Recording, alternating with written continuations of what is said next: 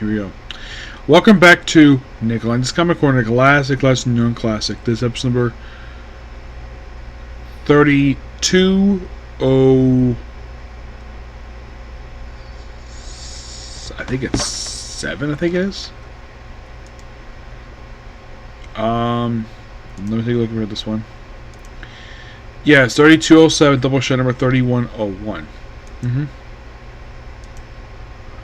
Yep.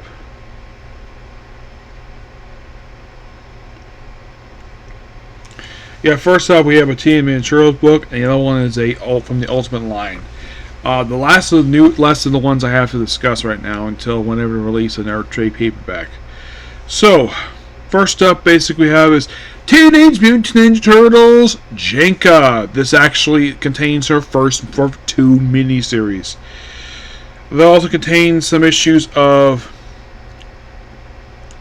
Teenage Mutant Ninja Turtles Universe. It contains material from issues 6 through 9 and 3-issue miniseries. Yeah.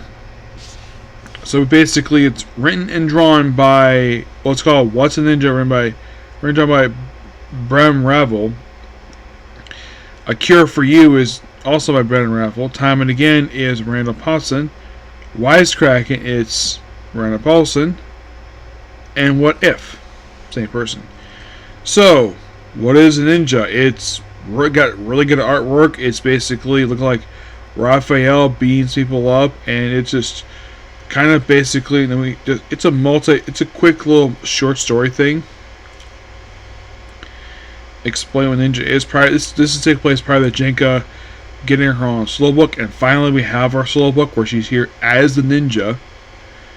And after dealing with a rabbit mutant, she then gets caught in a trap. Well, actually, catches someone in a trap, of course, and then she runs into Casey Jones.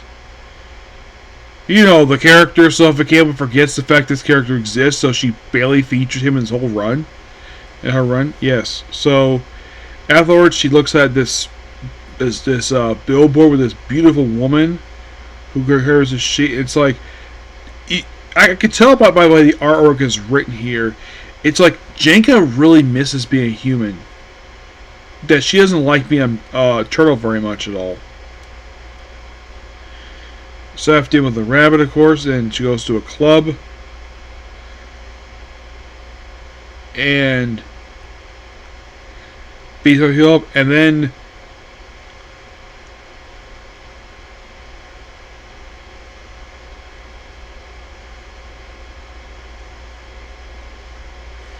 she runs into an acquaintance of hers named Silas. You know each other? Yeah, we know each other. And then she punches him like, Jenny?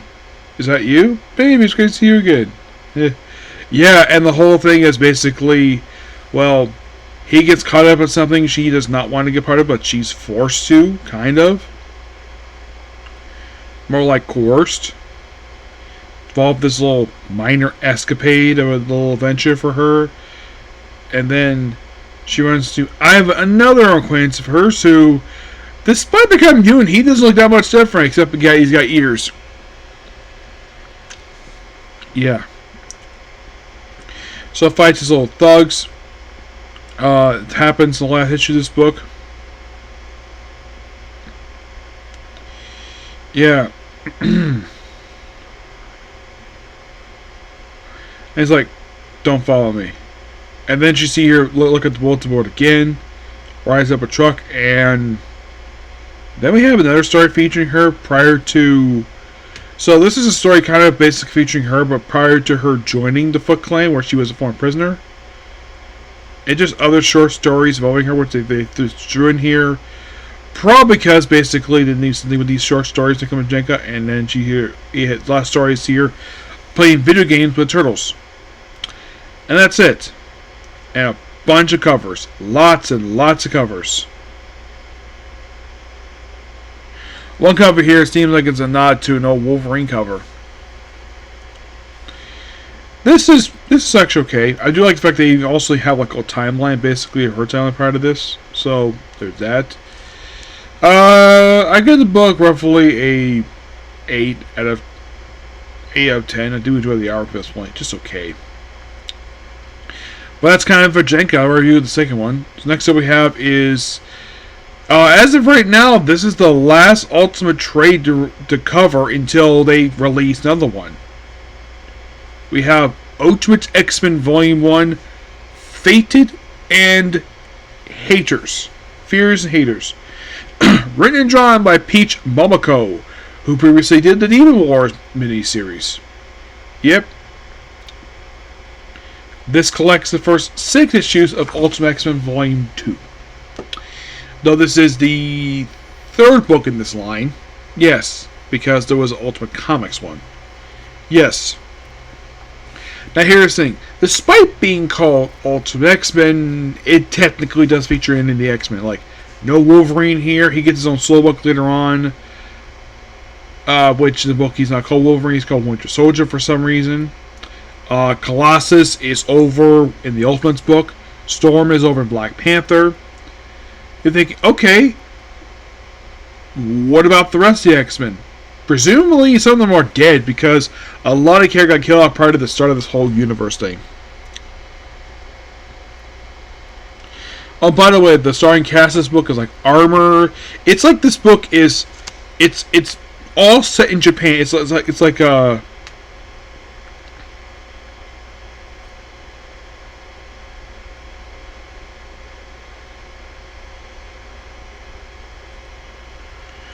yeah, focus on Armor and a few other characters here. The start of this book is basically his. I think it's Armor, and it will also feature Maelstrom and a few new X-Men.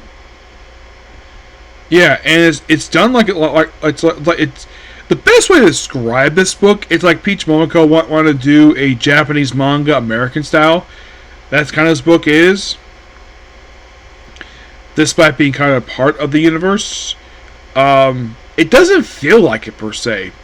No.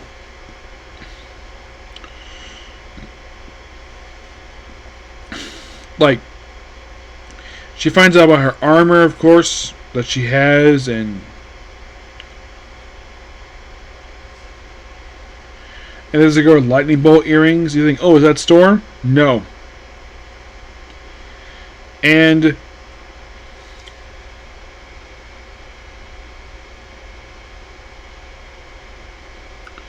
I think it's supposed to be Maelstrom, possibly who related to Storm. I do gotta admit, this is quite interesting, but it just a lot of Japanese style storytelling done in American format. But it's not a terrible book. No, it's not. A little bit of this book reminds me a little bit of Uzumaki.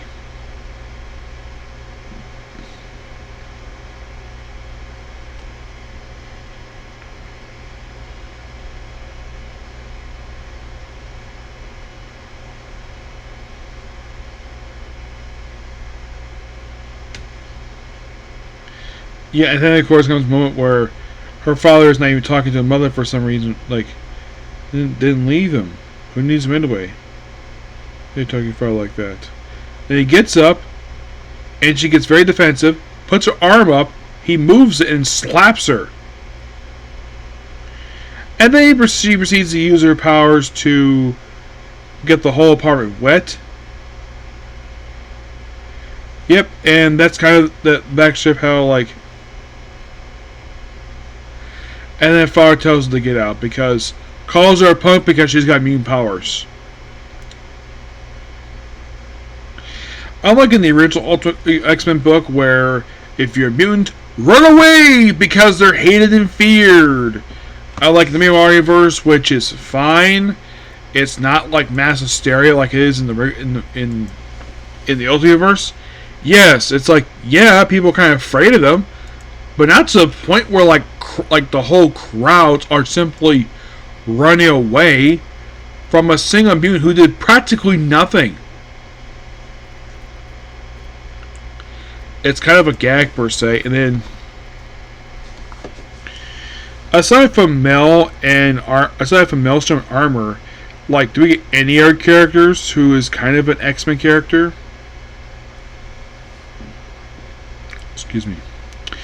Not really per se. We just just do Japanese things. It's a Japanese style book. But I can't think of anything else to say with this book. It's, like I said, it's like reading a manga. A school style manga, per se. Give it roughly 8.5 out of 10. I really enjoy the artwork. Just that, not a lot of story here, per se. But I would not call this a bad book, per se. No, I would not. So, that is pretty much it, particular review. Please be sure to like, comment, subscribe, turn notifications. Next up, I left my aiming convention party during former students explore dungeon depths. Bye.